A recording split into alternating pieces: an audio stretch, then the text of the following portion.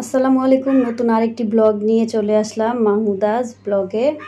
তো এই তো একটা মিষ্টি জিনিস তৈরি করব, যার কারণে এই ঝাল কড়াইতে করলে তো ঝাল উঠবে। গরম পানি দিয়ে ওইটা বলকানায় ফেলে দিলাম, একটু চাল ভেজে নিলাম, আর এখানে কিছু নারিকেল কুড়াই নিছি। তো এই তো চালটা ভেজে নিচ্ছি, ভাজা শেষ, এখন গুঁড়ো করে নিব। আর এখানে নারিকেল আর গুড়টা ঢেলে দিছিলাম ওই কড়াইতে, আর চালের গুঁড়োটা দিয়ে দিছি। এখন মিশাই নিতে হবে, ভালো করে মিশাই নিব। সাথে সামান্য একটু নুন দিব, আমি মিষ্টি জিনিস আবার একটু নুন দেই।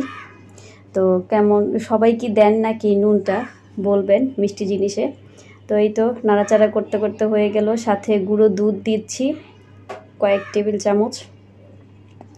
তো সবাই কি নাড়ুতে এভাবে গুঁড়ো দুধ দেন? গুঁড়ো দুধটা দিলে আসলে অনেক মজা হয়, আর একটু দিলে মনে আরও বেশি ভালো লাগতো, কিন্তু যাই হোক দিয়ে দিছি। এই তো গুড়গুলো আস্তে আস্তে রয়ে গেছে, এটা ভালো করে মিশাইতে হবে। গুড়গুলো গলে নাই, চাকা চাকা ছিল তো, যার কারণে। এই তো নাড়ুগুলো তৈরি করে ফেললাম। কেমন হলো বন্ধুরা? তো কে কে নাড়ু পছন্দ করেন চলে আসেন, ইফতারের সময় চলে আসবেন, এখনই না, ঠিক আছে? আর এটা আমার মেয়েরা তৈরি করছে, আমি তো শুধু জাল দিয়ে দিছি, আর ওরা তৈরি করছে।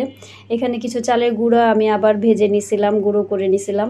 এটা উপর দিয়ে একটু মাখায় রাখবো যাতে মুচমুচা থাকে, যখন এটা মুখে দিব অনেক মজা লাগে। তো এভাবে কি কেউ দেন চালের গুঁড়াটা? জানাবেন অবশ্যই। এভাবে মিশাই নিব একটা একটা করে। ওই যে আমার ছোটো বাচ্চা হাত দিয়ে নাড়ু খাওয়া শুরু করে দিছে। ছোটো বাচ্চারা এরকমই করে, তাই না? কার কার ঘরে এরকম ছোট বিড়ালের ছানা আছে বলবেন। আমার ঘরে এই ছোট বিড়াল ছানাটা সব সময় এমন করে, কিছু তৈরি করতে নিলে আগ বাড়ায় হাত দিয়ে নিয়ে যাবে।